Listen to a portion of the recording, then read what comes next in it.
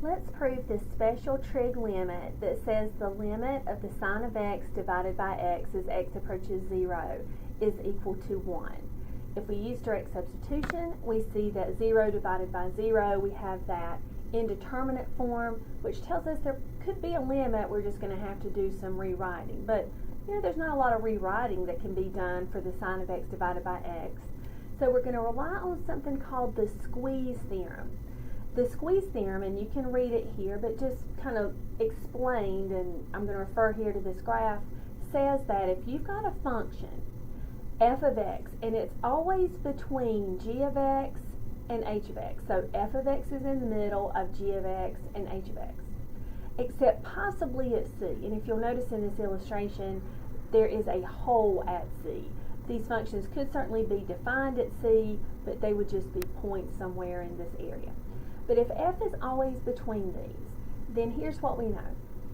Then if the limit of h of x as x approaches c is equal to the same thing that the limit of g of x as x approaches c is, if there is a limit, and we'll call it L, since f is always in between those, then the limit of f of x as x approaches c also exists, and it will be equal to L. So we're going to use the squeeze theorem to help us prove this particular special trigonometric limit.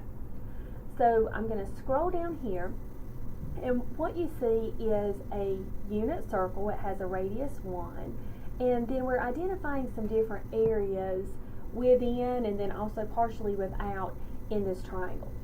So I want us to look at these each individual areas, and if you'll notice, they go in order from the most area down to the least area shown, so from greatest to least. So we've got this first triangle, and the area of a triangle is 1/2 times the base times the height. Well, in a unit circle, the base is going to be, in this particular triangle, 1.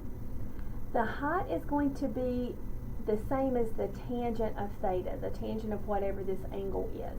Let's remember that in a right triangle, which is what we have described here, the tangent of theta is y over x. So tangent theta would be equal to y over x. Well, x is equal to 1, so the y value is equivalent to the tangent of theta. So that's why that is what it is. It also happens to be the height. So the area of this triangle is 1/2 times the base times the height. In other words, the tangent of theta divided by 2. All right. Here we have not a triangle, but a circular sector. I would ask you to refer back to your trigonometry days. The area of a circular sector is 1/2 times the radius squared times theta. So we have 1/2 times the radius, which is 1 squared, times theta. In other words, theta divided by 2. And then lastly, we have another triangle, so we're back to 1/2 times the base times the height. This is a triangle that has the height of this vertex is actually on the unit circle. So we remember that's the same as the cosine and the sine, which is why that ordered pair is named that way. The base of this triangle is still 1 because it's going all the way to the edge, and then the height of this would correspond to the y value, which is the sine value. So we have 1/2 times the base, which is 1, times the height, which is sine theta, for a grand total of sine theta divided by 2. This is the largest. This is larger than that. So this is the inequality that we have. Now what you see, the transition between these two steps, everything was divided by 2, so certainly I can multiply by 2 and get rid of all of those 2's. That doesn't change an inequality. And instead of writing it from greater than to least, I have rewritten it as from least to greatest.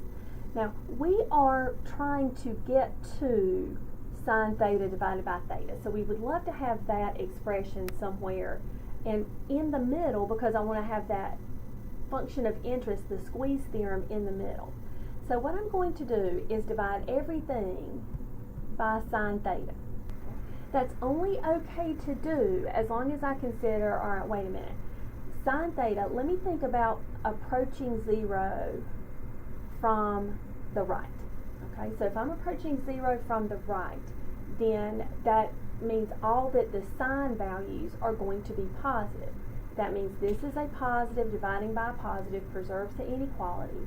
1 is less than or equal to theta divided by the sine of theta, which is less than or equal to, watch this, tangent is the same as sine theta divided by cosine theta.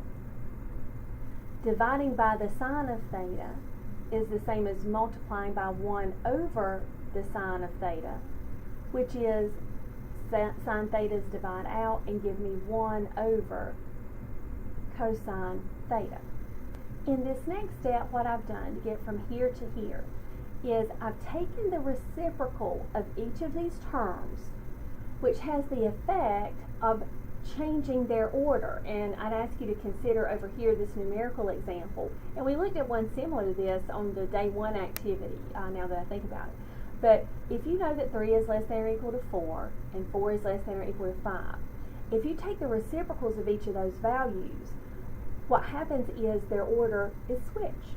Because now these numbers are on the denominator, and the larger the denominator, the smaller the fraction. So, this is just an example. It's not a rigorous proof, but just to get you to see that this is in fact true.